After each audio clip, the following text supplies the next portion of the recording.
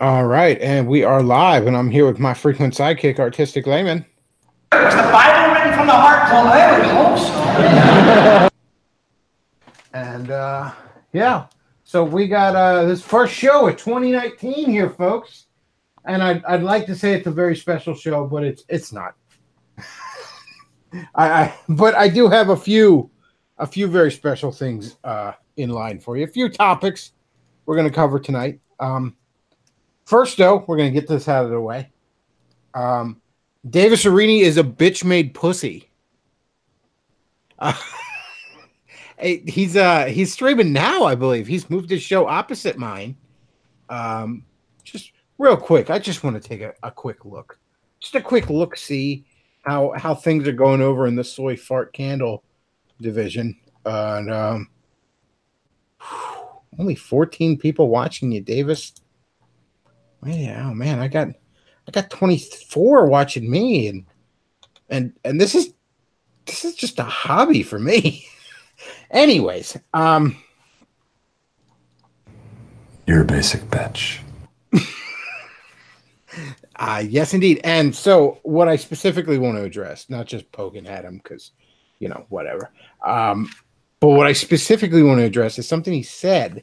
He said last Saturday on his stream. At him because whatever. But what I said. Oh, yeah, you were listening to me there. A little time distortion. But by the way, that's nothing compared. Oh, dude, I hopped over to his stream earlier today. Like as I'm getting ready for my stuff, I just played his stream for a little bit, and I'm like, "What's Davis up to?" And I thought he was broadcasting out of Silent Hill, I believe. I don't know what the fuck was going on with his audio, but it sounded like a bad stereotype of a Burger King drive-thru. Like I wanted to just comment in the fucking comments, like, I'll have a medium number 2 with a Dr. Pepper. But anyways, lost my train of thought there. Just so much to make fun of. I specifically want to address something Davis said on his Saturday show last week, which I didn't get to address on a Saturday show yet. And it was somebody actually messaged me with this shortly or sometime that's the following Sunday. I was like, "Yo, Davis was talking shit about you, but wouldn't say you by name because, as I said earlier, Davis is a bitch-made pussy." So Davis was. I guess the whole of his show was talking about Gengar hopping around there, talking about I guess he was trying to say that so many people are arguing with the voice in their head, not the other person or something. I don't know. I listened to a little bit of it as I was putting the tree away last weekend. Right around New Year's Day, I tend to put the tree away. Put all the Christmas stuff away. Anyways, because I wanted to hear the part where he got to me. And finally, after an hour of boredom, he gets to me. And he's like, and it's like this guy. I'm not going to name him because I'm a bitch-made pussy. But I'm not going to name him. But he used to talk about all the trad Catholics and talk about the Catholic Church. And so Davis's argument to give it the too long didn't read version is that the reason I have been critical of the Catholic Church is not because of the shocking quantities of corruption and not because of the theological differences I have. The reason I've been critical it's because I'm jealous of the Catholic Church. I'm just all peanut butter and jelly here, folks. You see, because the Catholic Church has all those big, pretty buildings, and the Pope wears a big old goofy white and gold hat, and they all have big boy suits, and I'm just jealous of how, and I'm quoting here, how glorious the Catholic Church is.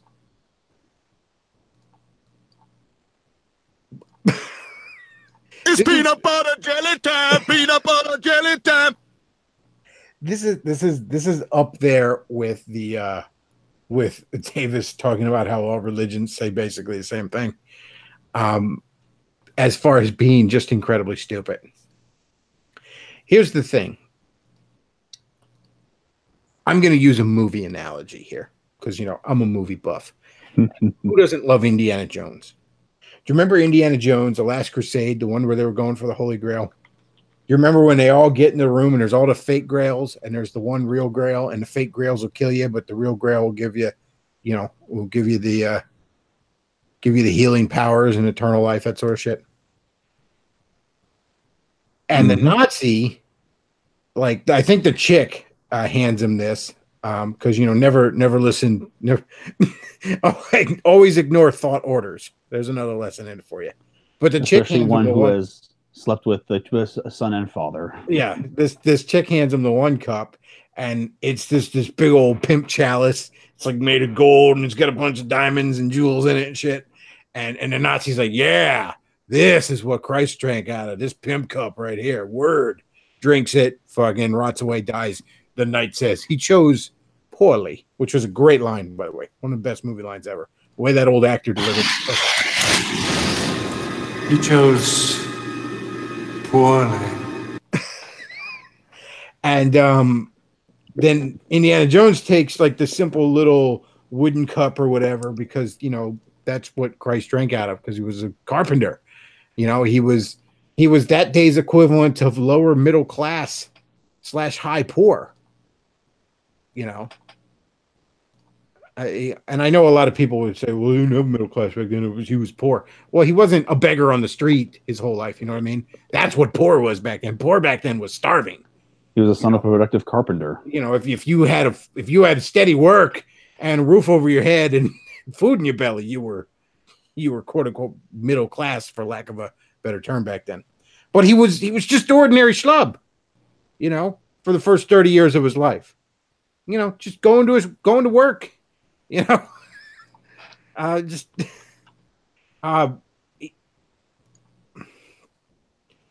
use that analogy to say, since you wanted to put me on a therapist couch there, Davis, I'll put you on a therapist couch. Not only am I not jealous of all the decadence and opulence of the Catholic Church, I'm kind of repulsed by it. Specifically, I'm repulsed by not so much the thing itself as the need for it.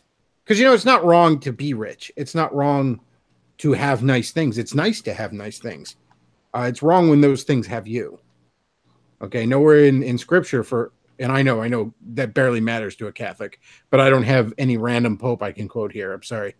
But nowhere in Scripture does it say that having wealth is evil, that wealth is evil. It says the love of money is the root of all kinds of evil.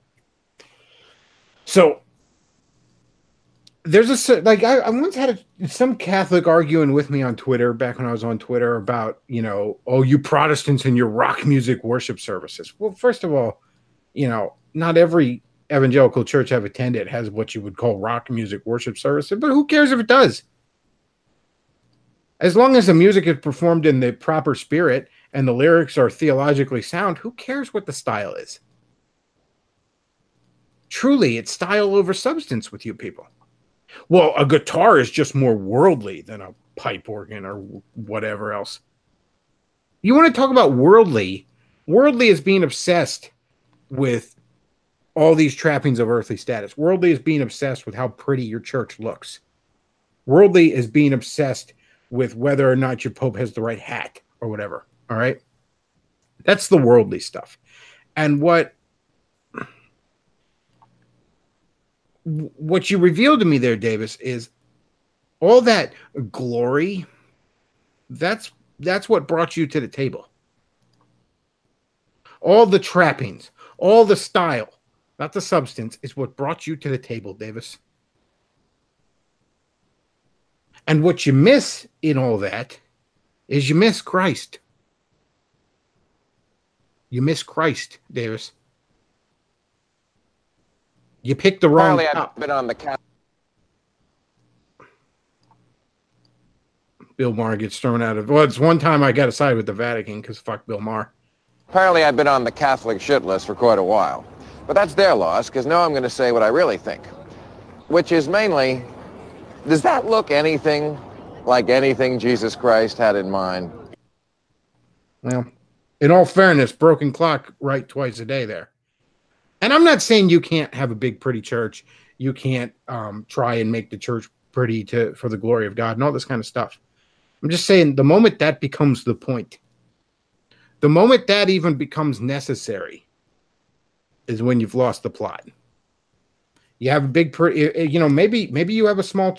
I know evangelical churches that have really nice buildings because they just have, they're just in a rich area. They just have wealthier clientele, so the tithes are more, and they just got more money to spend on it. There's nothing inherently wrong with that.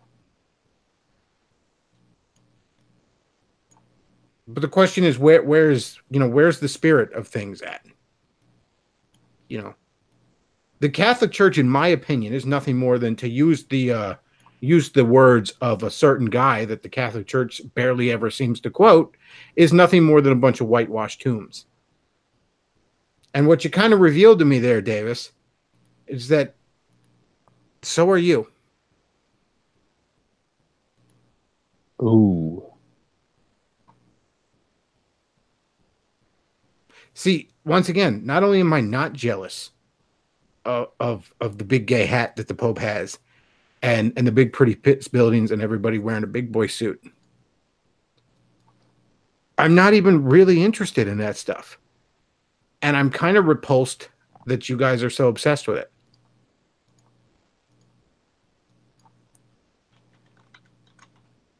So keep your big pretty buildings, okay? I'd rather go to a storefront church, a church in a box, a little church that's inhabiting an abandoned retail space. Because A, there's something beautiful in the act of claiming abandoned real estate and turning it into a church. There's something reflective of Christ's redemptive power in that. It's arguably more beautiful to me than the big pretty cathedrals. But more to the point, I'd rather go to that with an actual spirit-filled leader who gives a damn about scripture than go to a big pretty building and have a Marxist homosexual pedophile lecture me on what he thinks God says.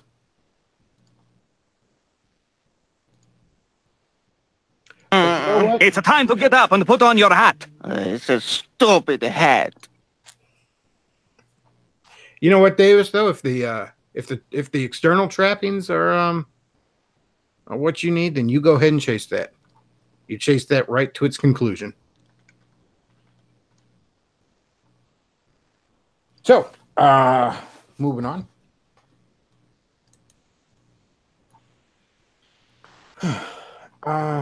Somebody in the chat says, I bet Irini is secretly watching this. No, he's probably still live, but he will watch it. Let's not get ourselves. Moving on to a lighter note. I went to the mall today. Ooh. I was out and about. I just kind of felt like killing some time on a Saturday afternoon. Wandered over to the bookstore, walked around a bit. Wandered over to the one retro game store in my area, one of the press play locations. And I tried to get my hair cut, but the fucking barbershop was closed. My barbershop doesn't have almost any Saturday hours anymore. And I don't want to have to go to a fucking holiday hair because they're more expensive and it's a pain in the ass. And I don't like sitting with all the old ladies around, but I desperately need my fucking haircut. And being second shift, I can't really get it done during the week. But anyways, I wanted to get my hair cut, wasn't able to. Might just bite the bullet, go to holiday hair tomorrow. Ugh. Anyways, I'm wandering around. I went to Arby's. Arby's is always a great meal.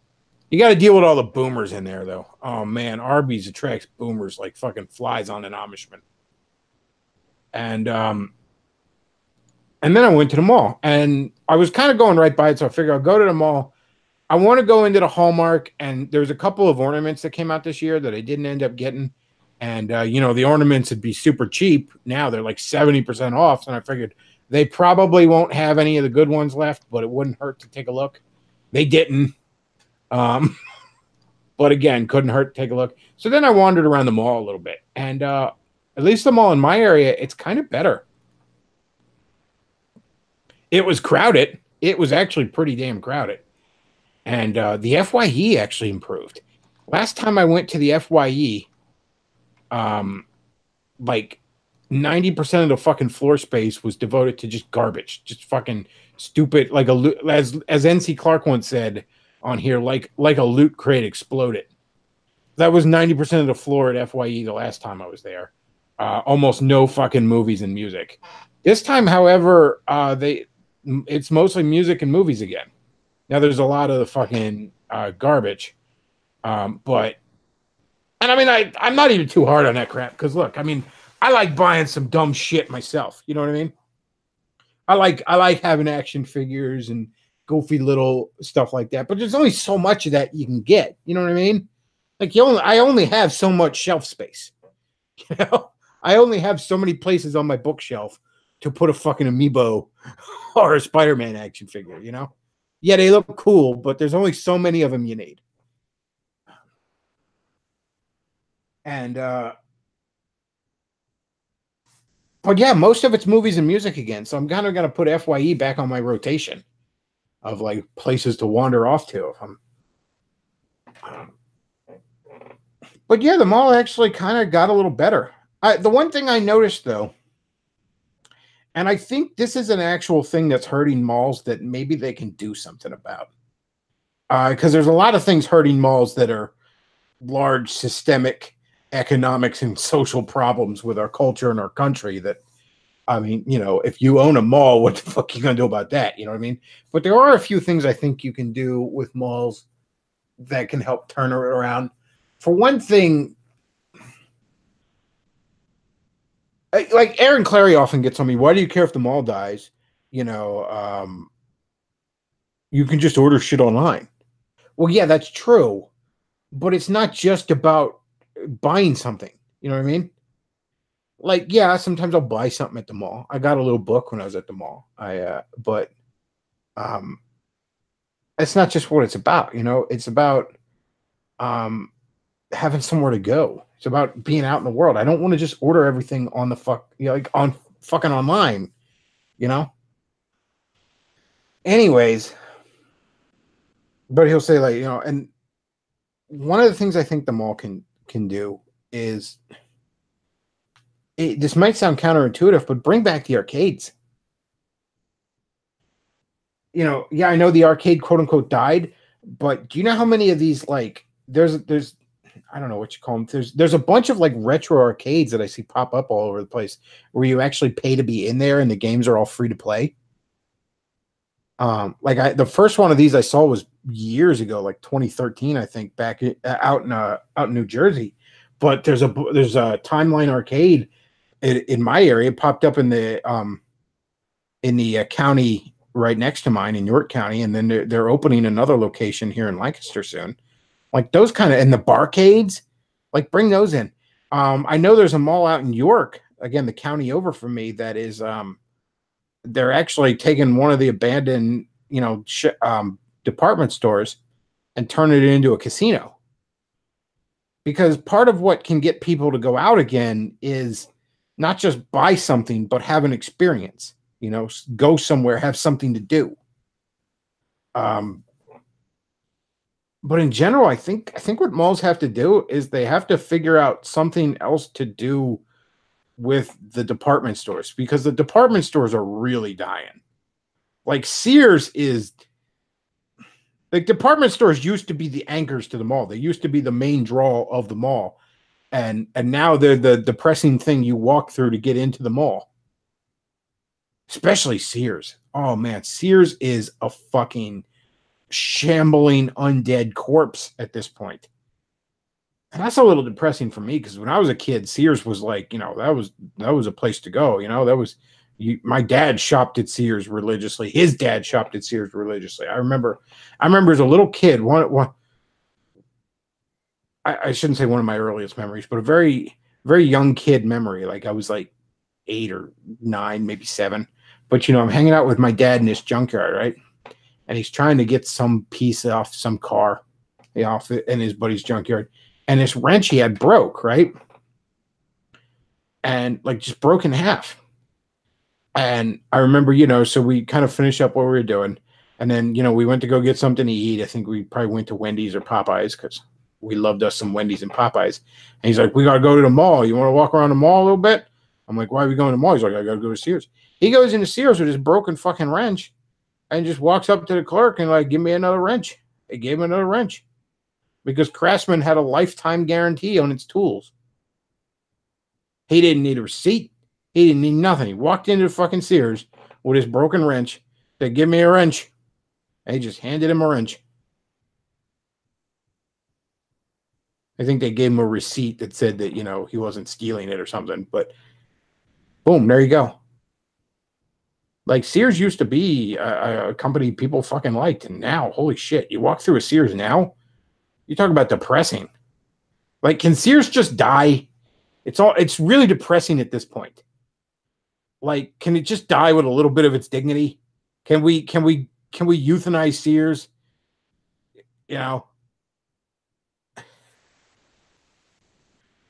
But yeah, the mall's got to do something with those department stores. They got to put something else there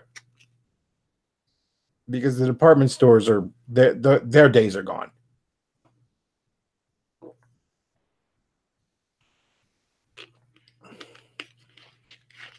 But by and large, the mall in my area. Oh, go ahead, Luke. What were you playing there?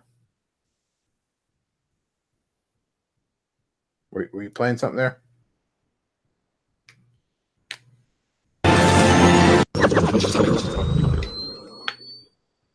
Oh, I feel so depressed. But yeah, they got to do something. I think malls can turn things around a little bit if they maybe bring back the arcades, the barcades, that kind of shit, and figure out something else to do with the fucking department stores because they're dying anyways. And they're going to have arcades. They better have good games in them. There's a mall in my area that has arcade, but all the games are so dated and cheap. The arcade in my mall, it's kind of hit or miss. There's a lot of like, I don't know, Dance Dance Revolution shit, crap like that. And but there is a Mario Kart arcade machine in my arcade. That's nice. It's actually developed and I guess built and distributed by Namco. So there's actually a bunch of Pac-Man characters that are playable racers. Like I think like Pac-Man, Miss Pac-Man, a few of the ghosts. Oh, cool. I mean, who doesn't love Mario Kart? So, that's a draw right there. There's a store in my area. There's 2 retro game stores. One of them's a chain that has 3 locations called Press Play. And the other only has the 1 location. And it's just almost a general nerd store. Like it actually, instead of expanding to different locations, it's just expanded further. Like it's bought the stores next to it. But it's like a comic book store. It sells movies and like mangas and bullshit like that. And also retro and current games. But it even has a section of free-to-play arcade machines. And I mean, good stuff too. Like he's got like Donkey Kong Jr. He's got a Tetris arcade machine. He's got the Simpsons arcade game. That's a classic. And that was never put on console as far as I know. Maybe it ended up on a virtual console in the last few years, but there never was a console port back in the day. On console, all you got were shitty Simpsons games like Bart's Nightmare. Well, that'd be a good arcade game to have, the Simpsons arcade. Oh, it's fun. It's a lot of fun. I mean, other than like the X-Men arcade game, it's probably other than like the X-Men and the original Ninja Turtle arcade like beat 'em ups. The Simpsons is probably the best arcade beat 'em up ever. Oh, that was fun. And it's very early. It was developed only after the first season, so Smithers still looks black in it. I remember in the first season there was an animation error where Smithers looked black. Oh yeah. But yeah, it was very early. It was developed very early in the Simpsons lifespan. But man, it was one of those arcade days. Like there was lines for that machine when I was a kid.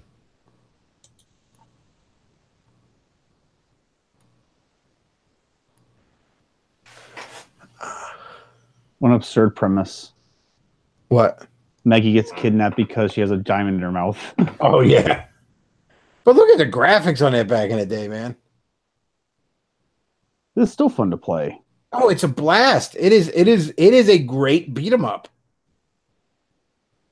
It's just especially with 4 people and you combine your attack powers. Oh yeah, because they're like each two character combination has a special attack. There they go. The 4 of them. There's Lisa and Homer right there. Yep. Oh, there goes. Yeah, great stuff, man. I wonder if that's on Steam or something. I'll tell you what, if that's on Steam and my potato laptop can actually fucking play it, I will. I'll do a little let's play it at. I'll dig up the Landshark channel or something, or install OBS for the Bechtloff channel or something like that.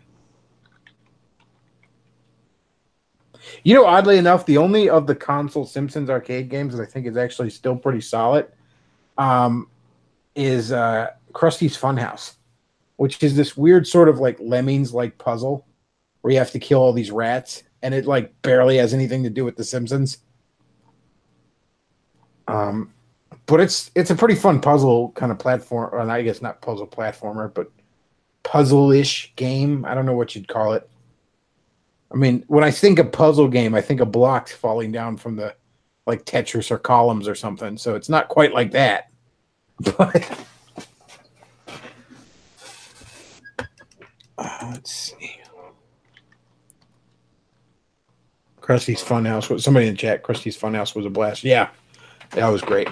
But like Bart's Nightmare and Virtual Bart, I mean the visual presentation and graphics in those games were fantastic.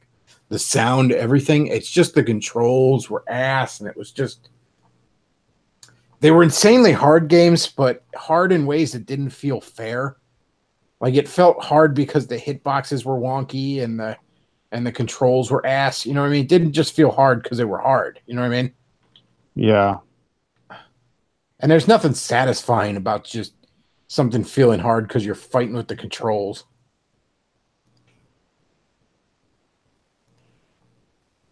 You could tell Krusty's Funhouse was made originally as an 8-bit game. Yeah. Like, I don't know that for sure, but you could just tell looking at it. Like, because the graphics on, like, Super Nintendo or Genesis don't look much better than the NES. Like, yeah. It's just a little bit more color, but the actual sprites have no more detail or anything. Like, yeah, you can really tell.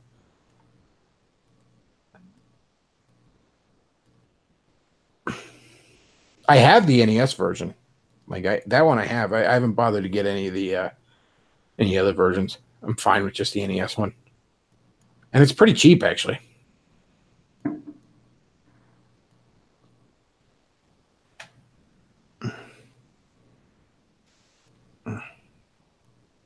Yeah, Bart's Nightmare was and I remember renting Bart's Nightmare a lot. And like it just there was so much about it I liked, like that. It was one of those games where it's like you want to like it. You know what I mean? Mm-hmm. Like visually, that like the levels in it look so cool. Like the level where you're like Godzilla Bart and you fight like King Kong Homer at the end and stuff. It looks like it should be so much fun, but it's not. It's really not. This level looks really simple.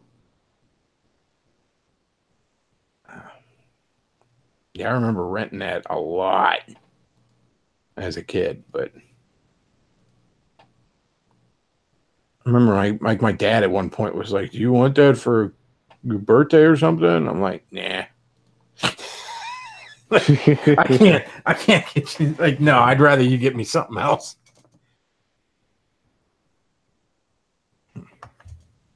All right, moving on, because I'm just gonna sit here and bullshit about dumb shit, and we got some actual topics to cover, people. Oh, goody. I can't just sit here and jerk myself off all night. This ain't the free folk. I'm not gonna just sit here and huff my own farts. We gotta save the West, damn it. Oh, I found the perfect impersonation of Davis.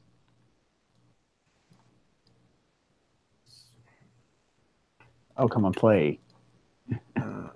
Here it is. What is a Pepsi? Pepsi! Pepsi! Yeah. Thank you. All right, so I got a video for you to watch here, Luke. Oh, goody. We're gonna watch a little video. We're gonna watch. Speaking of pompous fart huffers, we're gonna listen to a little bit by Richard Spencer. He's got some advice for the alternative right. Let's see what does he have to say this time. All set. Let's go. The alt-right should be in favor of banning of all video games. And actually, we should go further, and we should make all video games feminist, extreme feminism. So basically, the video game will be you have to ask permission to kiss girls, and they just say no all the time. That's like you keep going up levels, and you keep not getting laid. That should be the only video games allowed. And basically, it's just a you have heroic versions of purple-haired SJWs conquering Nazis and things like that. So we basically want these video games to turn off as many young men as possible, so that they will turn on to something that's actually real. And I'm actually serious about this. Is he kind of late on that? Yeah, that sort of happened. But no, we want them to turn on to something real. Oh, really? You want them to maybe help you conquer Sweden, like you were talking, or what, the island off the... What was he rambling on about one time? He wanted to conquer an island off of some fucking Norwegian country. I don't fucking know what the hell he was rambling. But yeah, you want to lead more idiots into fucking jail. I don't know.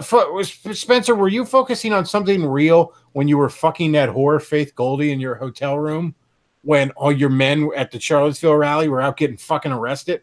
Was that you focusing on something real?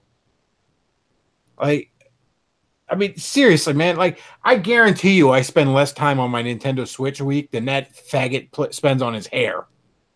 So don't lecture me about something real, all right? This is I'm taking a page from the free folk, I guess. I don't know what the hell Spencer's doing here. We're gonna focus on something real. Oh, it was perfect. Richard Spencer. Actor, but he also likes to walk the beat in control top pantyhose.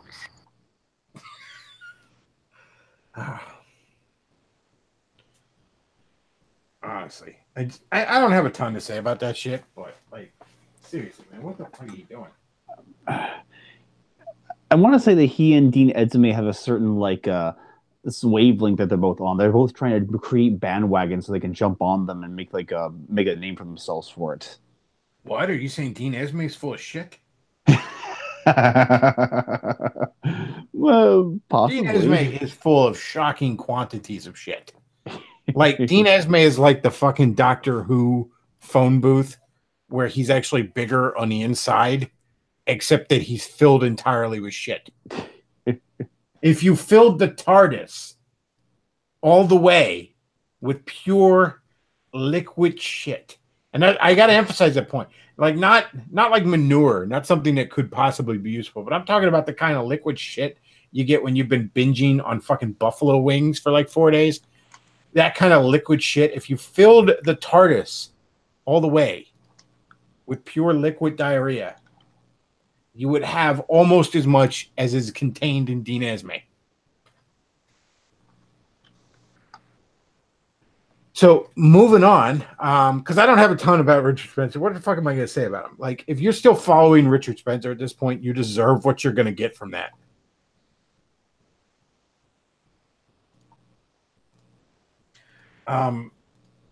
We have another article that we're going to talk about. Here it is.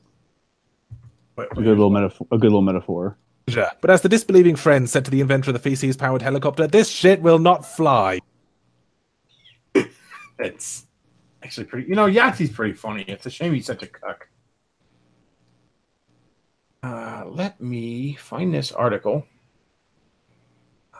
Hang on. I know, folks. I'm terrible at what I do. I am terrible at this. But you know what, folks? If you enjoy the terrible shit that I put out, the terrible content I put out, you should consider supporting me. And I'm not just going through this spiel because I'm stalling for time while I'm finding an article, but you should totally support me. You could support me on the PayPal. You can support me on the Patreon. You can send a one-time donation of any amount, $1 or more on the PayPal. You can become a regular supporter of any amount, $1 or more on the Patreon, and even just $1 helps. And frankly, it would help me out a good deal this month because I got to get fucking 4 new tires because I need to get my car inspected for next month, and I don't entirely know where the hell I'm coming up with that money. So if you've thought about donating, now's the time. But support the show that way, and there's also the wish list where you can get me something off the wish list that also helps support the show. And okay, so we got an article here that we're gonna bring up, Luke. I do love when you just put up sexy redheads as I'm stalling for time. Okay, so we got an article off of a site called the Cauldron Pool, which I'm not really familiar with. But the article is entitled, Mother and Sex Shop Owner Creates Fake Penises for Transgender Preschool Children. Can I show the picture? I believe it's blurred, so I think you're okay. I don't know about the picture down below. No. I will say, though, these fake penises come in four colors: cashew, caramel, hazelnut, and chocolate. Chocolate is not currently available in mini. Make of that what you will. What are you trying to say, guys? But those are the 4 flesh tones for these fucking things. And here's the avatar of the author. Okay. So we're going to read this article. Now, this article is not very I skimmed it the other day. It doesn't seem very praising of this nonsense. So Trans Kids was established when sex shop owner Sarah Desac, whatever, saw the need for an online store focused on transgender children and their, quote, unique needs, unquote. The Chicago-based mother, who says she likes to, quote, spread the good word about sex toys and masturbation, unquote, came to the realization, quote, after years of helping adults find high-quality gender expression gear, unquote. One particular product sold on the website is a silicone penis, handcrafted by an, quote, artisan, unquote, to help young girls experience the sensation of having a bulge between their legs. Quote, most trans boys don't start packing until they are teens or older, unquote, the website states. Quote, sometimes young kids want to have a prosthetic, and what is on the market is really just too big for most folks under 10 years old, unquote. Quote, so our friends who make our silicone packers came up with a mini version for young and or smaller kids, unquote, the website goes on to say. According to the organization, the silicone penises come in a variety of sizes, with the smallest aimed for children younger than 5. Yes, 5. Quote, the teeny tiny would be for kids under 5 and is really mini, the website claims. I'm not sure if it's smaller than Amazing Atheists, but probably not. A child under the age of 5? Can you imagine thinking this way before you even started school? Surely this is a greater reflection on the parents than the children who are being subjected to such confusion. The older I get, the more practical the Old Testament becomes. That's a thing that people are selling. Now, I'm not saying that the person who is selling these things should have a millstone tied around their neck and be thrown into the sea. But actually, I am saying that. I am saying that is what should happen.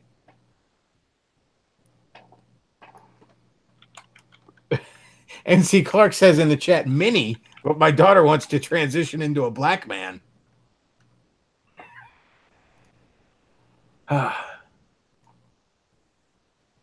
So that's a thing that exists. Of course, it's a thing that exists. It's the current year plus 3. I wrote a quick little bit of notes here for myself, and like one of them is like Spencer versus Vidya, one of them is Davis is bitch made, and one of them just said mall, and then we got to this one here, which I just wrote fake dicks for kids. So yeah, so we got to that one. I don't really know what else to say to that. I wish I could show you the pictures because they're funny, but I don't want to get fucking showed. Now, if I was showing you the pictures because I was like, "Oh, isn't this great? Please buy these for your children," I'm sure I'd never be showing for that.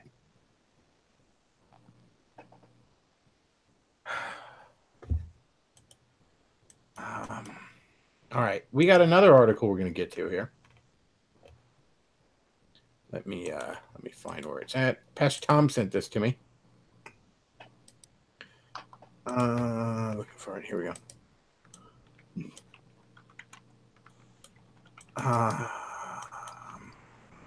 Hang on. Dead air. And while we're so close to penis jokes, An enormous Wang. Pay attention. I was distracted by that enormous flying... Willie. Yeah. What's that? Well, it looks like a giant... Johnson. Yes, sir. Get on the horn to British intelligence and let them know about this. Harrelson, can I have your autograph? Sure, no problem. Oh, my Lord. Look at that thing. So big. I've seen bigger. That's just a little prick. Okay.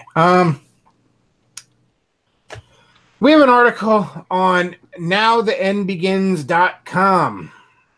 The article is entitled, Pope Francis declares in Mass on Tuesday that worshiping Mary is, quote, not optional, unquote, and that she, quote, provides all blessings, unquote, as the Mother of God. Quote, Our Lady is not optional. She has to be welcomed into our life, unquote, Pope Francis said to those gathered. Quote, she is the Queen of Peace who triumphs over evil and leads us along paths of goodness, unquote.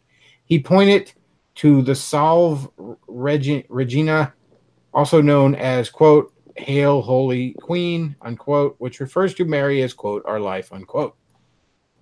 He acknowledged that the words of the Marian tune might seem exaggerated because Christ is life, but said that Mary is, quote, so closely united, unquote, to Christ that his people, quote, we can do no better than to put our hands in hers and to acknowledge her as our life, our sweetness, and our hope. What have I been saying all this time? Oh, we don't worship Mary. Bullshit. Bullshit. Hell, you focus on her more than Christ, you Catholic cucks.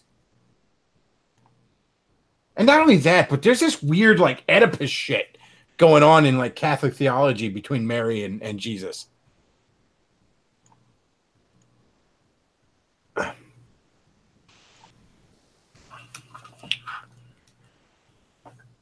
Pope Francis led Catholics on Tuesday in the observance of the feast he called the Solemnity of Mary, Mother of God, during which he expressed the hope that Mary would, quote, protect, unquote, the people for the new year, and claims that in times of trouble, men should only, quote, lift their eyes to Our Lady, unquote, but also let Mary gaze upon them, for she is, quote, our life, our sweetness, and our hope.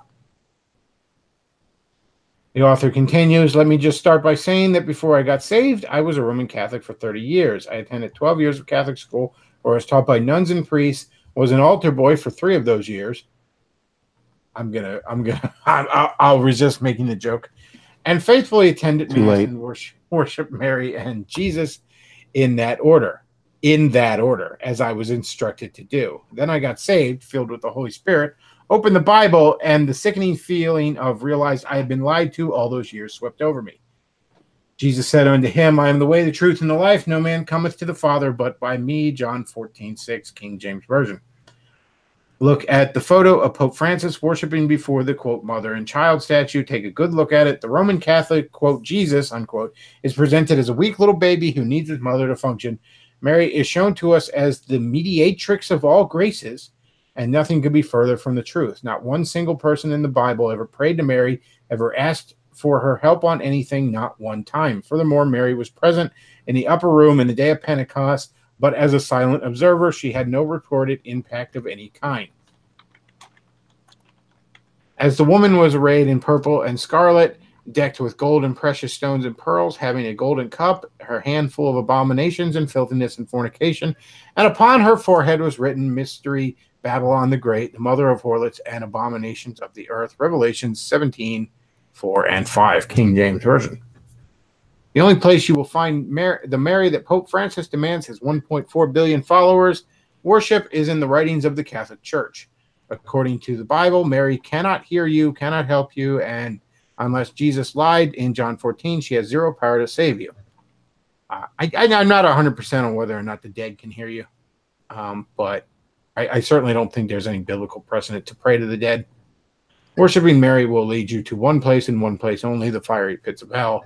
As a former Roman Catholic, I have nothing but disgust for the Roman horror of Revelations 17:18. This guy is harsher than I am. I have nothing but empathy and compassion for the 1.4 billion lost souls trapped in her vicious net. And I heard another voice from heaven saying, Come out of her, my people, that ye not be partakers of her sin, and that ye receive not of her plagues. Revelations 18:4. Who the fuck is messaging me? Everybody knows. Everybody knows what I'm doing this time of day, damn it. My dumb fault for leaving it close to the mic, though. To all the Roman Catholics who write to me and tell me that, quote, we don't worship Mary, we venerate her, you could stop saying that now. Pope Francis has already declared that to not be true, and obviously reaffirmed that yesterday. First step in solving a problem is admitting that it exists. The Pope is absolutely instructing his followers to worship Mary, and it's time to stop doing that. The Bible only shows us one Savior, Jesus, and he outside of the Father and the Holy, outside of the Holy and he outside of the Father and the Holy Spirit, he needs no existence of any kind. So, obviously, this article is a little biased against Catholics. Not that I have anything wrong with that. And even a touch harsher. Holy crap, Luke! Where did you find that? That's hilarious. There's plenty of supply. Man. Okay. Luke with the spicy mayonnaise. So there you go. I kept hearing, when the Pope would say all this dumb shit about global warming and immigrants and all, well, the Pope, it only counts when he's talking about theological stuff. Well, there you go, guys. There you go. So stop telling me about how you venerate her. Oh, Virgin Mary hot sauce. Wow.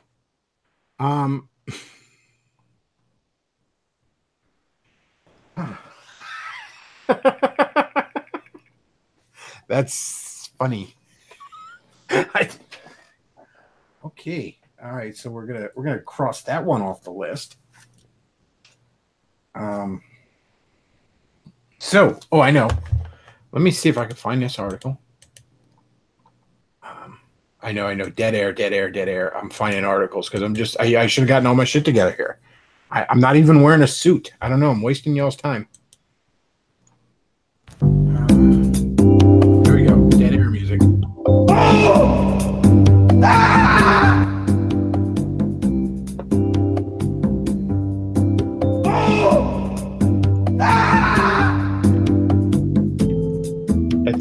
That's in the waiting room of hell. Yeah. Well, listening to this music causes horror.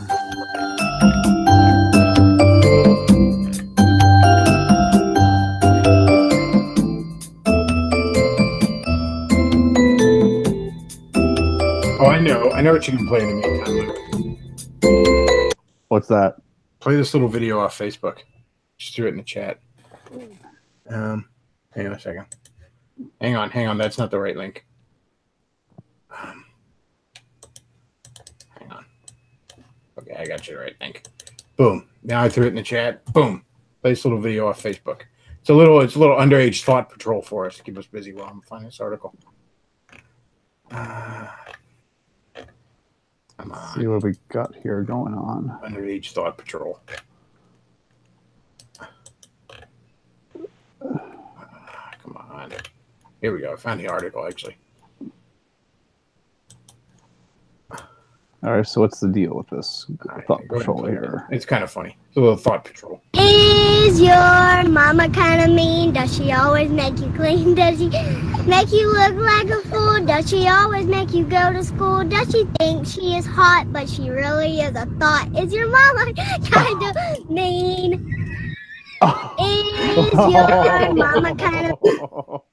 Ooh. Thought status patrolled. I mean, I'm just saying, sweetie, you know, if the rabbit ears fit that you're wearing. She is wearing rabbit ears. Or cat ears or something. Yep, rabbit ears. All right, so we got an article off of CBR.com that stands for Comic Book Resources. And by the way, it's one of the most left-wing of the fucking shitty comic book left-wing sites. It's only a few steps right from the Mary Sue. And I'm kind of surprised they even covered this. So Doctor Who New Year's special ratings hit series low. It won't go broke. So this year, we didn't see that coming. The team behind Doctor Who decided to move the standalone special episode that typically airs on Christmas Day to New Year's Day. But it looks like many viewers didn't move with the show. According to Hollywood Reporter, a total of 5.15 million overnight viewers in the UK watched the episode titled Doctor Who Resolution on the BBC. While that number doesn't account for delayed viewing, it amounts to 500,000 fewer than the audience that tuned in for the return of Idris Elba's Luther the same night. The New Year's Day special airings were also the lowest of any Doctor Who festive special since the series revival in 2005. In comparison, Peter Capaldi's first Christmas special as the 12th Doctor amassed 6.3 overnight views, and Matt Smith's first Christmas special as the 11th Doctor won 10.3 million. The New Year's Day special was the first since Jodie Whittaker took on the role of the Time Lord to feature one of Doctor Who's classic villains, the Daleks. The episode was an origin story that commented on and satirized current affairs, including Brexit. Unfortunately, not even the Daleks were enough to attract fans to this episode. Whittaker has confirmed that she will return as the Doctor for another season. However, while the new episode will be filmed this year, they won't hit the air until 2020. This makes the New Year special the only new episode of Doctor Who fans will see in 2019. Get woke, go broke. I don't even particularly like Doctor Who, so I'm not necessarily the guy to ask. I mean, as far as I know, I don't think there's something to be said about a series that runs on forever being not interesting to get into. I don't think the idea of making Doctor Who a woman is inherently a bad one. As far as I know from Doctor Who lore, there's nothing that says he couldn't regenerate as a woman. I don't know. You know, maybe some Doctor Who fan can tell me how I'm right or wrong on that. Really, I don't care. But inherently, it's not a bad idea, but it's the kind of thing where it's like, you know why they're doing it. And it has nothing to do with, you know, great stories they want to tell.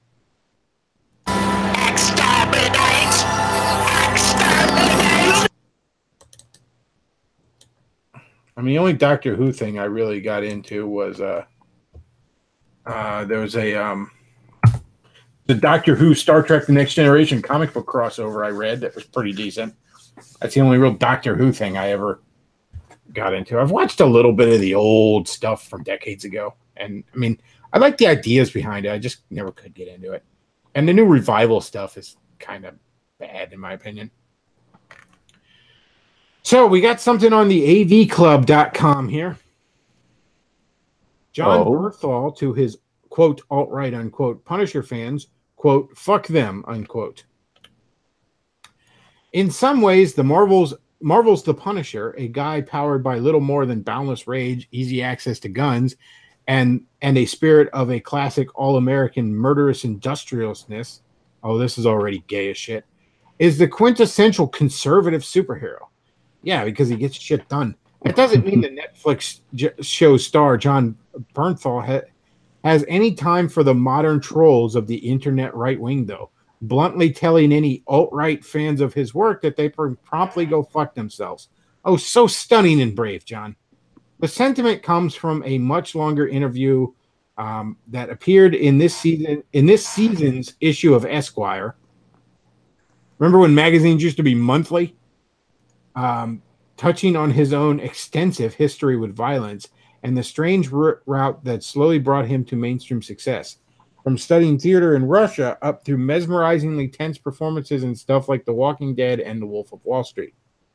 The discussion shows Bernthal, who's been wrestling for years with anger issues and tendency towards impromptu brawling, keeping an even keel on almost every topic, except for the racists who gleefully hold Frank Castle up as a role model. According to Bernthal, he's proud to play a character whose symbol appears on the jackets and helmets of American soldiers fighting in foreign countries, but his response to marchers in, quote, alt-right protests in Charlottesville last year were also seen with the Punisher's symbol on their jackets was a lot less diplomatic. Fuck them, Bernthal said. Well, so stunning and brave. I bring up this article for two reasons. Number one, it is kind of interesting. I've argued before, I think superheroes in general, there's something about them that's innately right-wing. Even the ones that are quote-unquote left-wing, there's just something about the superhero genre that's just sort of innately right-wing. But a character like Punisher in particular, you know, I mean, he is the one-man right-wing death squad. And I also bring this up to remind everybody, look, I had a big love for that show Arrow. Now, I kind of fell behind on it, and I haven't watched this season, and I fell behind on last season. I do intend to catch up on it. But for a while, I was loving that show. Oh, I had an Arrow boner from here to Alpha Centauri. And I often joked on this channel that if I ever saw Stephen Amell, the character that plays Oliver, or the actor, I'm sorry, that plays Oliver Queen in that show, that I would probably scream like a 13-year-old girl, oh my God, it's Oliver Queen. Now, that was only half joking, but I do truly love his performance in that. And I liked him in that Ninja Turtle movie he was in, too, as Casey Jones. The point being, though, even back when I was on Twitter, I never followed him on Twitter. I never liked his Facebook page or whatever, because he's probably a shithead. Oliver Queen is really fucking cool and badass. You know, Casey Jones is really fucking cool, but he's not either one of those two men. He is most likely an empty-headed idiot whose only talent is to look good and to memorize lines someone else wrote and to fake the appropriate emotion, and likely got his job because he had to let some chosen producer fuck him in the ass. He is not Casey Jones. He is not Oliver Queen. He plays those characters on the screen, and he does it very well. And those characters are very cool. Likewise, Jonathan Bernthal here is not Frank Castle. In my opinion, he's not even the best actor to portray Frank Castle. I think that that honor belongs to, what's his name, Ray Stevenson from Punisher Warzone. That's the best fucking Frank Castle. And I will fight you on that. Point is, though, he's not Frank Castle. He's just some empty-headed shithead who probably had to get his ass fucked to get his current job.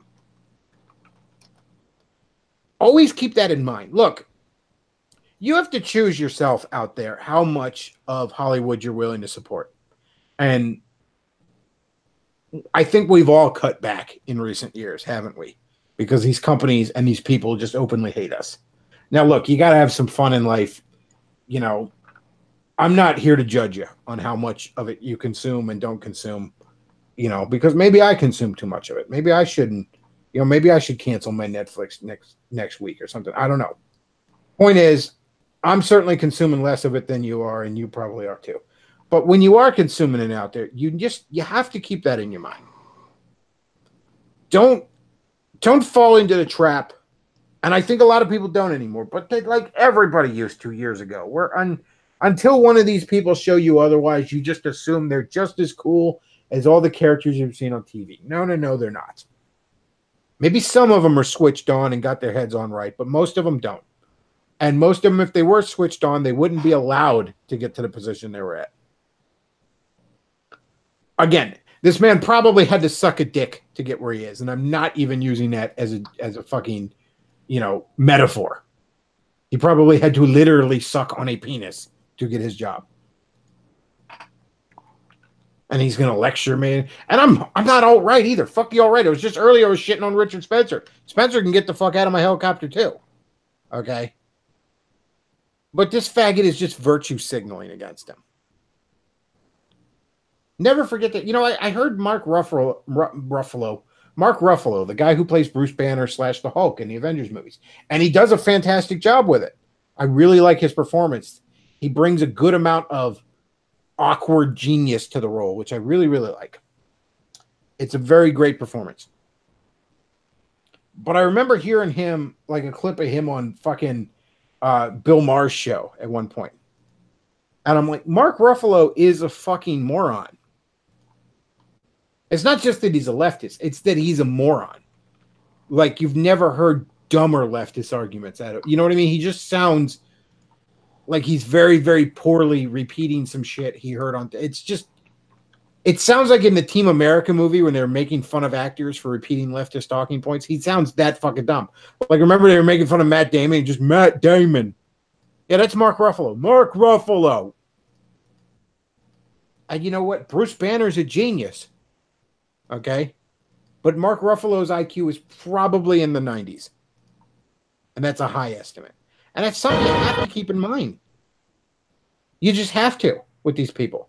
Don't let yourself ever get into it. I brought this article up because it's fun to make fun of, but don't ever get in a position where you get disappointed about this sort of stuff. You know what I mean?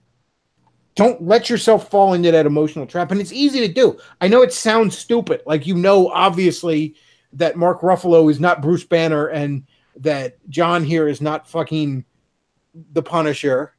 You know that Mark Hamill is not Luke Skywalker. Okay?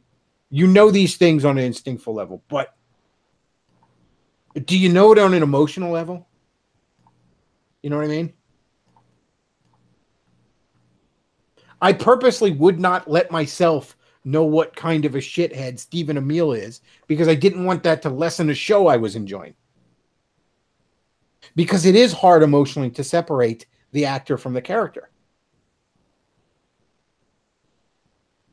But if, and I'm not even necessarily saying you should, but if you're going to consume any Hollywood at this point, you're going to have to teach yourself to do it.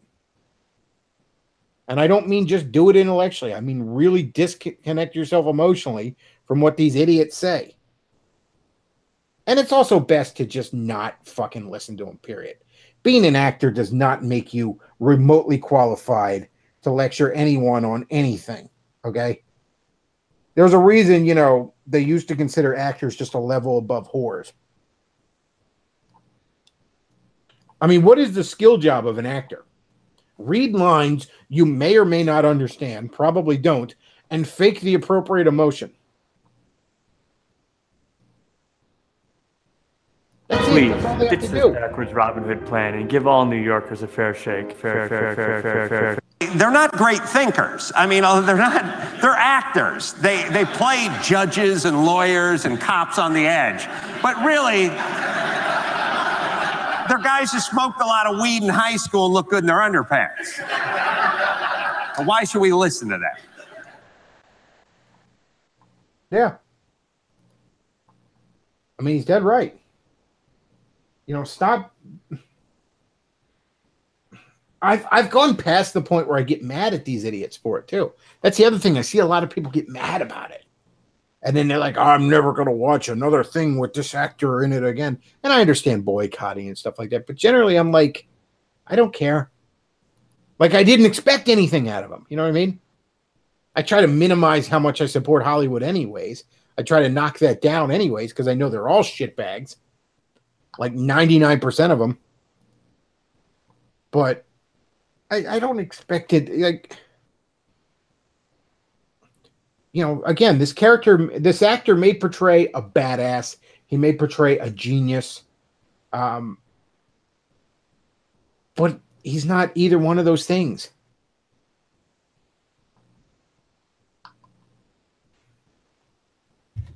You always got to keep that in mind. And I know it's not always the easiest thing to do.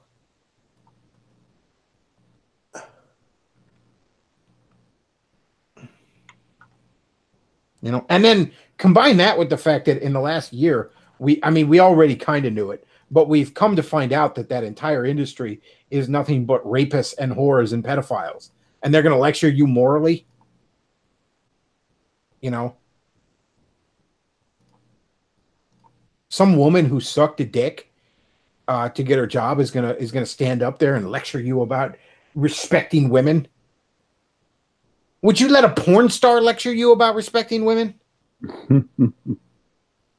Would you let Rico Strong come out there and lecture you about the moral state of America when he had to go to the hospital for injecting fucking back alley Viagra directly into his dick? I wouldn't. And that's where these guys are. So in short, my response to John Bershan, whatever the fuck his name is, I'm blanking on his name, the actor currently playing the Punisher, is A, you're no Ray Stevens, and B, that's cute, hon. You're stunning and brave. Big old pat on the head for you. Behind all the sturm and batarangs, you're just a little boy in a play suit crying for mommy and daddy. It'd be funny if it weren't so pathetic. No, what the heck, I'll laugh anyway.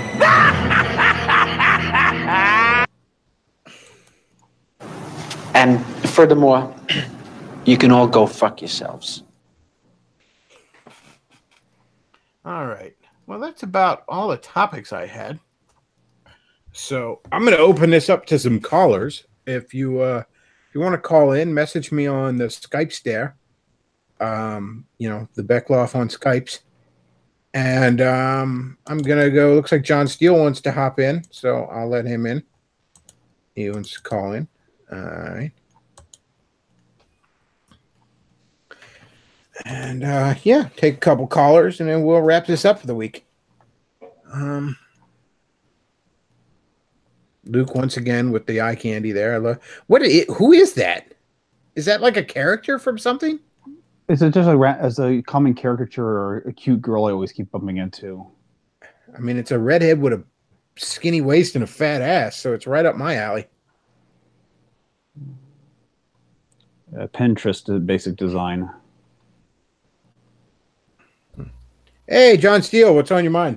Hey guys, how you doing? Not bad. Yeah, I was just wondering, is it true that you are considering joining a pagan cult? I am not. I am not considering joining a pagan cult. I might found my own. I'm kicking that idea around. The cult of the Crimson Bulbasaur. You know, that's not a bad idea. You know how Scientology got started. Yeah, my plan is I'm going to get a harem of redheads and be up in the mountains until we eventually get Waco'd. That's the plan. But I figure I'll die with my dick in some redhead's mouth, and that's, you know, I die as I live. That's well, if you got to go, you know, that's not a I guess there are worse ways that you could. Yep. But I was wondering if you had a chance to watch the Tucker Carlson. There's a Tucker Carlson clip that's going around regarding Mitt Romney. I don't think I saw the Mitt Romney one. I do watch a lot of Tucker Carlson clips because they're delightful. Yeah. I know Mitt Romney was running his mouth about, I don't know, he's mad that Trump isn't starting World War III, so he's like, you don't have any character. It's like, sit your ass down, Magic Underwear. Yeah, he apparently there's rumors that he may try to run against Trump for 2020. I hope he does. That sounds like a blast. And well, yeah, he was, of course, the whole. Anyway, Tucker Carlson kind of ripped him a new asshole in a very eloquent way. The way Tucker, I really like Tucker's really come a long way since his bow tie days. And what are your thoughts on Elizabeth Warren kind of kicking off her? I forgot about that. I forgot all about that. I was kind of shocked you didn't mention it, actually. Oh, I forgot. Oh my God! So she's kicking off her. First of all, today was her first well, it's not an official, her unofficial campaign. First of all, Trump had the best response, where he puts up Warren, and then he puts up 1 and /2, like 2020, like 2 out of 220. I'll get it. Because when this woman that claimed to be a fucking Native American, she gets herself tested and she has like less than 1,000th of Native American DNA in her. Do you know how hard it is to find a fucking white person in North America with that low of Native blood in them? Like, I'm 1/32nd or something like that, like Cherokee Indian. And I mean, I don't walk around like I'm last of the Mohicans. I don't fucking bring that up all the time. Like, look at me, because it's like nothing. You know what I mean? It doesn't matter. Unless the casino's opening, then you will. But anyway. But yeah, like that's magnitudes more than this woman who pretended to be full-blooded Native American has. So yeah, please run, woman. But she puts up this live stream where she's like chatting with people, and it's so weird to see these fucking elites try and pretend to be at all in touch with the common man. Because the beer? You gotta talk about the beer? Yeah, they look like fucking psychopaths. And they're like, this is my husband, Bruce. Like, greetings, fellow humans. This is my mate of the name Bruce. And then she's like, I'm gonna get me a beer. And then she's swilling this thing. She looks like what I would look like trying to pretend like I was drinking a beer. And I fucking hate beer. All right? Beer tastes like alcohol and piss mixed together to me. All right? I fucking hate that stuff. And I would have an easier time faking drinking a beer than this woman. Like, this woman's clearly never drank a beer in her fucking life. All right? And she's like, I'm going to get me a beer. Like, initiate human beer drinking. It just... This woman I was thinking of the Coneheads, consume mass quantities. Yeah, this woman thinks she's going to run. Please. In fact, you know what? Maybe see if Romney wants to be your running mate. Like, let's make this happen. Like, here, Luke's bringing it out. Okay, so yeah, Luke, go put the sound up. Let's listen to this fucking psychopath. I'm glad for everybody who's joining this video. It's great to hear from you. Hold on a sec. I'm gonna get me a beer. I'll pause it for a second too. By the way, you'll see above her fucking carpet here. She's got one of these old like mammy fucking like black caricature like little dolls, little figurines. People have figured that out. Now, I don't have anything against that myself. You know, I'm a big fan of the old Boxcar Willie Looney Tunes cartoons, in fact. But I'm also not running for president in the Democratic fuck whitey party. All right, so that's kind of funny right there. Go ahead and play it again, Luke, or keep playing. Hey, Robert, my husband Bruce is now in here. You want a beer? No, I'll pass on the beer for now. You sure? Okay, say hello to folks. Yes. So, this is my sweetie. Hello. He's the best. And I'm crazy. I love you too. Thank you for being here. Initiate human romance. So, who've we got here so far? That I can see. Gabmar, good to see you. Hello. Happy New Year to you.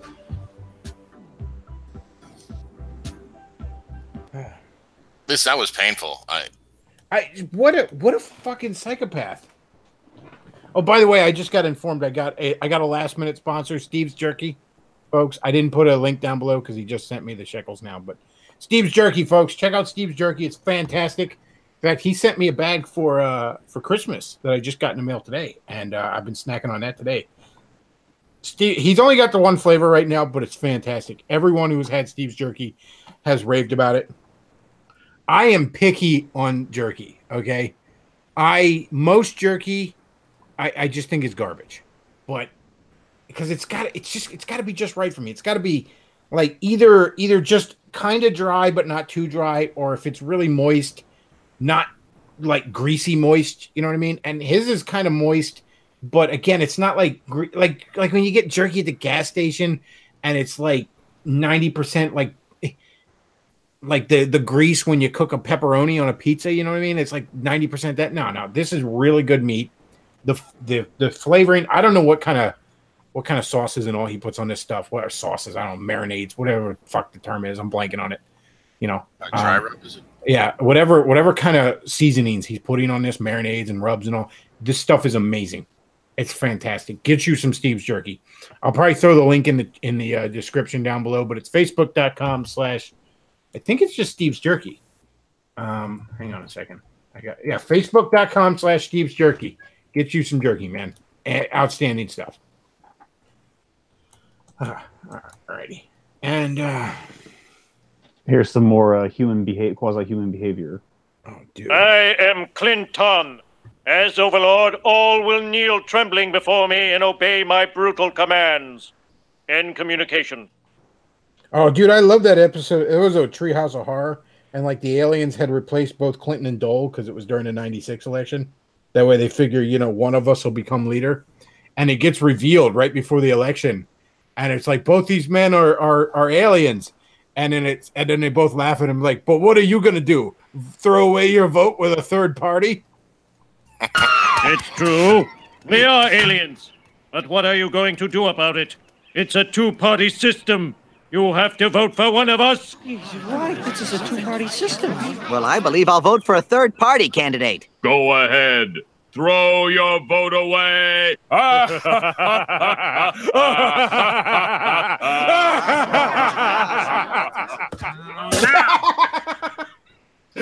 And then at the end, they're all in like enslavement camps, and the one guy's like, Homer's like, don't blame me. I voted for Kudos. I have to build a ray gun to aim at a planet I never even heard of. Don't blame me. I voted for Kodos. Go! Oh, great episode. But yeah. Do you have any thoughts or predictions about the shutdown? I mean, most people don't care. Like, that's I can't the thing. tell the difference, but Yeah, I mean, the government shutdown is like this minuscule amount of funding freezing and stuff. I mean, it's not, I don't know about you, but they were still taking taxes out of my fucking check. So, this seems like the government's still just fine. I'm still seeing people getting pulled over on the highway. So, it's nothing. See, that's the thing. Republicans have always been so afraid of government shutdown. And Anti-Dem was the one that put this perfectly. He goes, they always think back to that shutdown back in the 90s when the left wing had way more control over the media, right? There wasn't even a Fox News channel at that point. B, the two major figures of the Republican and Democrat parties, respectively, were Bill Clinton at his most charismatic versus Newt fucking Gingrich. So, yeah, the Democrats managed to win that rhetorical battle. But nowadays, a government shutdown is no fucking big deal. Nobody cares. Also, a government. Actually, I remember that shutdown. I think I just moved to Seattle when that happened, and probably most of your listeners probably don't remember Bill. This is Bill Clinton pre-AIDS. Okay, he was like a decent looking guy for a politician back then. Oh, like I said, he was probably at his most charismatic. He hadn't gotten too old and blown out yet, but he really had the skill of bullshitting down pack at that point. So he was fine. And then you compare that with, dorky, fat fucking Newt Gingrich. His name is Newt, for fuck's sake. Yeah, he came across, it's kind of funny how they inverted which one you take more seriously now, because Newt was the media made him out to be a joke. And but I remember that. But at the time, I remember that the local news, like you said, this like before Fox and all that, was actually interviewing people in the park here in Seattle. Said, "Oh, what do you think about the government shutdown?" And they're like, "The government shutdown? I didn't know." It was funny, and this is back when the shutdown affected a lot more things. Like, I don't know if you know this, but there's what they call "quote unquote" like essential services that don't get shut down. They've added so much to that in the last 20 plus years. What is considered essential that doesn't get affected by the shutdown? There's all these exemptions. Mm-hmm. So there was way more things on the list back then than there are. There was way more things that were shut down back then than are now. So now it's like you don't even notice. I mean, like you said, I mean, they're still taking the money out of your check. I mean, the mail is still getting delivered. Our troops are still in the 130 bases overseas. They're all getting paid. I mean, what the fuck is shut down as far as I can tell? Yeah, there was I saw some meme on like Gab or something where there was they took a snippet, a screenshot off of YouTube, and it was like, like C-SPAN going live, and it said Trump negotiating to end the government. And it was one of those things where it's like, the title gets cut off, and the guy just put under it. He goes, "Oh, I got excited for a second there." Well, did you see his brilliant response to Scott Adams talked about this, about the Pence said some stupid thing about, like maybe we won't go for $5 billion, maybe we'll do it for $3 billion or something like that. And then Trump just comes out and goes, instead of saying like the $5 billion, he's always asking. Now he's gone the other direction. He goes, "Yeah, I want 5.6 now." He upped it by $600 million now. I want $5 billion and whatever Nancy has in her purse. So he just went the other way. Like it's just brilliant. Like you can watch Scott Adams' Twitter thing on this. He has a YouTube channel. I just saw it on his Twitter stream. Yeah, I don't think most people care. I think the people that care, they're not necessarily buying, the mainstream. Nobody is upset that Trump shut down the government, except that the people that already hated Trump. Right, and technically he didn't shut shit down. I mean, it's Congress that shut it down because they wouldn't come up with a bill that he would sign. So they have the power to override him. And this wall funding, I mean, he's doing a great job of making them look like the tantrum people because it's this tiny fraction of the budget.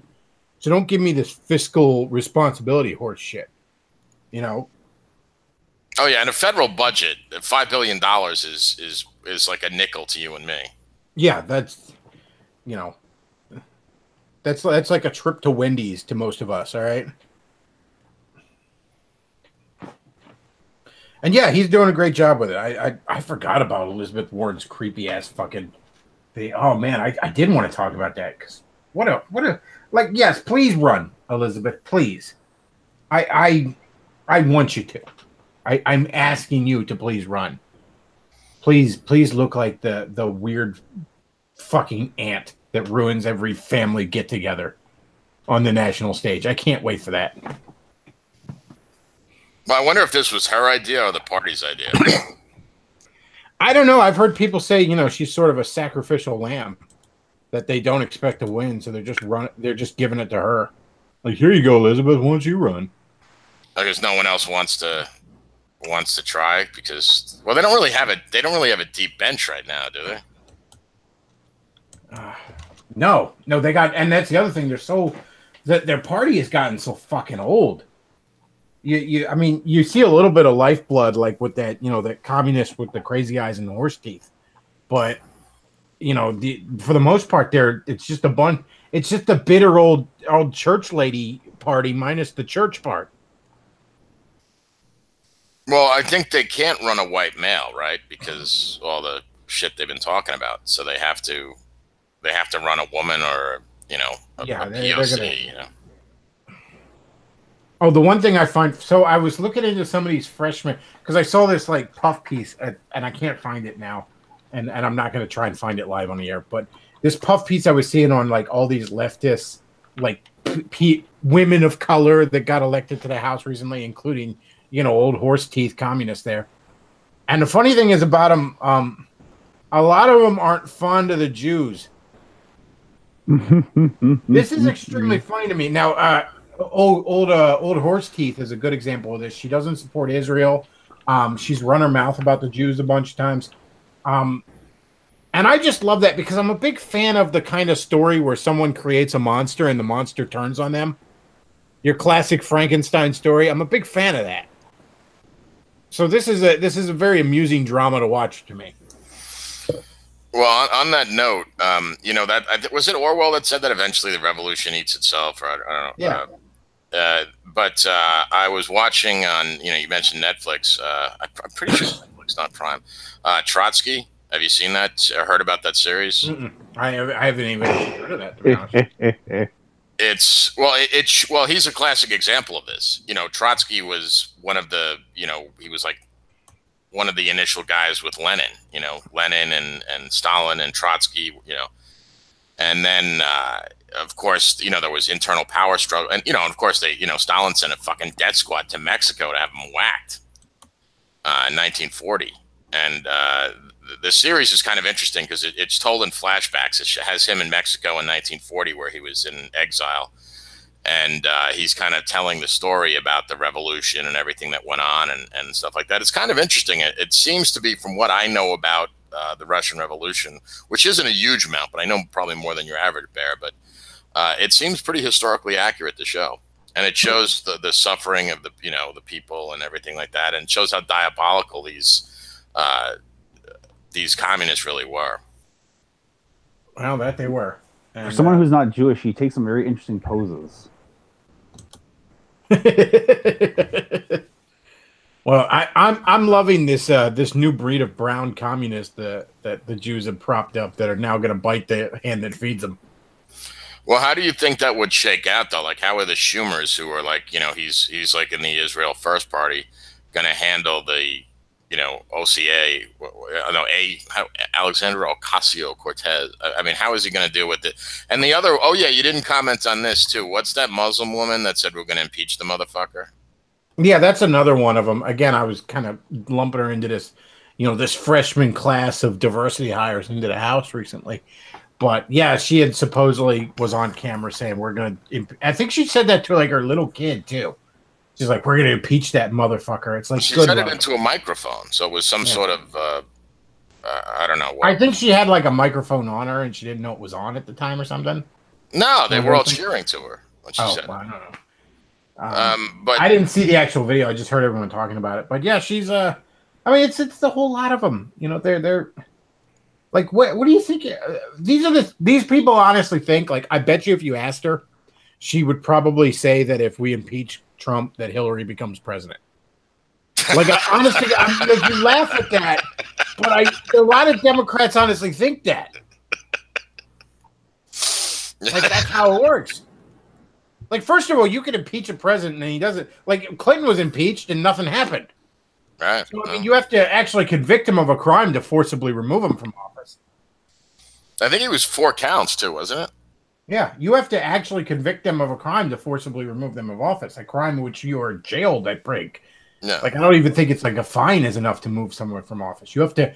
I think it's like you have to be in prison so that you can no longer do your job, and then you're officially removed from office, kind of thing. Now, you know, back in the day, like, you know, most presidents would resign under that because people had shame back in the day. Well, no, it's not. It's not that they poll the Senate before the impeachment is held, and that's how they decide whether or not they'd resign.